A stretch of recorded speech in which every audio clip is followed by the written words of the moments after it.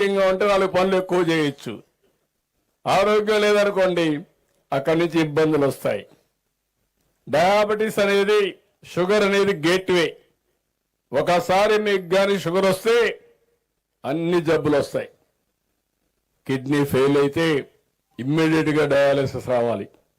ఇలాంటి ఒక సమస్య కాదు, అన్ని సమస్యలకు నాంది డయాబెటీస్. నేను మొన్నే స్టడీ చేశాను. టాప్ 10 డిసీజెస్ లో మొట్టమొదటిది మన దగ్గర డయాబెటీస్, రెండోది హైపర్ టెన్షన్, అక్కడి నుంచి అనేక రోగాలు కానీ డిసీజెస్ ఉన్నాయి. దానిపైన కూడా తొందరలోనే మీరు చూస్తే నేను ఒక ప్రాజెక్ట్ తీసుకొస్తున్నా, Sanjeevini project. Big game changer. ప్రతి ఒక్కరి హెల్త్ రికార్డ్స్ మెయింటైన్ చేస్తాం. ఎవరైతే ఇలాంటి సమస్యలుంటే వాళ్ళందరికీ 3 నెలలకు ఒకసారి క్లినికల్ టెస్టులన్నీ చేసి మీరు ఏం తినాలి, ఏం తినకూడదు, ఏ మందు వాడాలి అనునిత్యం మీకు చెప్పే బాధ్యత, ప్రపంచంలో ఉండే నాలెడ్జ్ని మీ ఇంటి దగ్గర మీకు అందించే బాధ్యత తీసుకొస్తున్నాం. కుప్పం, చిత్తూరులో ఒక ప్రాజెక్ట్ అయ్యింది, దాన్ని రిప్లికేట్ చేస్తాం. బిల్ గేట్స్ అయితే నాలెడ్జ్ని, టెక్నాలజీ ప్రపంచం మొత్తం తీసుకొస్తున్నాడు. మేధో శక్తి అంతా తీసుకుని దానికి ఆంధ్రప్రదేశ్ ఒక చిరునామాగా తయారు చేస్తాం. ఇంకో పక్క మీరు చూస్తే ప్రభుత్వ విధానాల మార్పు కూడా మన జీవితాల్లో ఒకసారి పెను మార్పులు వస్తాయి. గవర్నమెంట్ ఆఫ్ ఇండియా ఒకసారి కొన్ని మార్పులు కూడా తీసుకొస్తారు. ఒక పాలసీ తీసుకొచ్చారు, అది మీకు తెలియకుండా ఇబ్బంది వచ్చింది. దానికి కారణం మీరు చూస్తే ఇథనాల్ తయారీ. ఒకప్పుడు ఇథనాల్ అనేది మనం ఉండేది కాదు, ఓన్లీ డీజిల్, పెట్రోలే వాడేవాళ్ళం. ఇప్పుడు ఆల్టర్నేటివ్ ఫ్యూయల్ కింద, బయోఫ్యూయల్ కింద ఇథనాల్ వాడుతున్నాం.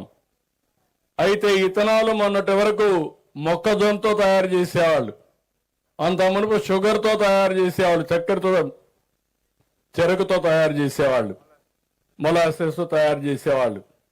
ఇప్పుడు కొత్తగా వరి కూడా బ్రోకన్ రైస్ తో కూడా తయారు చేసే పరిస్థితికి వచ్చారు.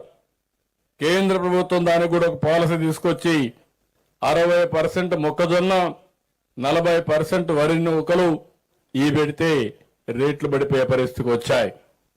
అంటే ఎందుకు నేను ఈ మాట చెప్తున్నానంటే ఇవన్నీ కూడా వేరియస్ పాలసీస్ అన్ని కూడా రైతు పండించే పంటల పైన చాలా ఇది వస్తుంది. మీరందరూ కూడా దీన్ని చూసినప్పుడు ఒకసారి రైతులకు బాగా రేటు వస్తే అందరూ ఆ పంట వేస్తారు. నేను ఎప్పుడు చెప్పేవాడిని, మన ఆంధ్ర వాళ్ళు ఎంత గొప్ప వాళ్ళంటే ఒక ఆయన రైస్ మిల్ పెడితే ఆ ప్రాంతం అంతా రైస్ మిల్ పెట్టేస్తారు, ఎవరికి డిమాండ్ లేకుండా చేస్తారు. దానివల్ల అందరూ నష్టపోతారు.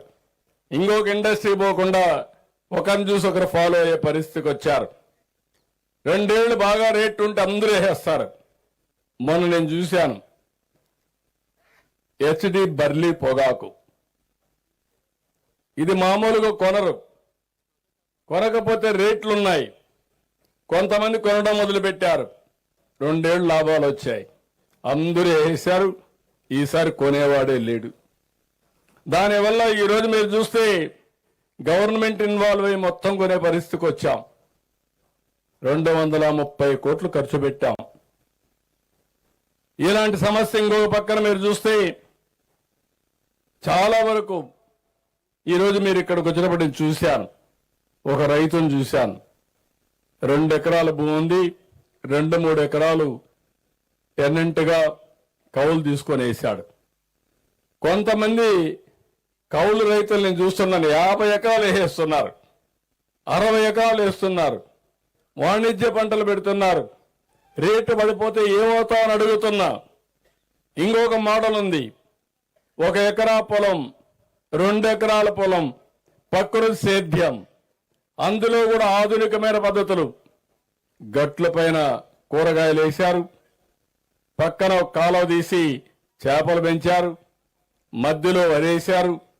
వాళ్లకు నెలకు 2,20,000 రూపాయలు వస్తా ఉంది. అంటే 20,000 రూపాయలు ఒక కుటుంబానికి వస్తా ఉంది.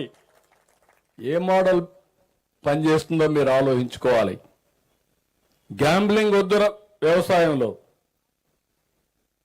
మన సమస్యలన్నీ పరిష్కారం అయిపోతాయని ఒకేసారి పోతే చాలా సమస్యలు వస్తాయి. ఇవన్నీ చెప్పడం నా బాధ్యత. అందుకే నేను ఒకటి మిమ్మల్ని కోరుతున్నాను. కొన్ని మన చేతుల్లో సమస్యలు ఉండవు, ఎక్స్టర్నల్ ఫ్యాక్టర్స్ ఉంటాయి. దానివల్ల ధరలు తగ్గిపోవడం, ధరలు పెరగడం తగ్గుతాయి. కొన్ని మన దగ్గరనే ఉంటాయి. ఇట్లా మీరు చూస్తే వ్యవసాయ ఖర్చులు పెంచేయడం, ఎక్కువగా ఫెర్టిలైజర్స్ వాడేయడం, ఎక్కువ క్రిమిసారక మందులు వాడడం. ఒక రైతు బెస్ట్ ప్రాక్టీస్ వాడాడు, ఆదాయం వచ్చింది. ఇంకొక రైతు దాన్ని వాడడం లేదు. ఇప్పుడిప్పుడు నేను చూస్తే నేను చిత్తూరులో చూశాను. మ్యాంగో రైతు ఫ్రూట్ కవర్ పెట్టాడు. గవర్నమెంట్ కూడా సబ్సిడీ కొద్దిగా ఇచ్చాం. ఆ కవర్ పెట్టిన రైతు యొక్క పంట 30,000 అమ్మింది టన్ను.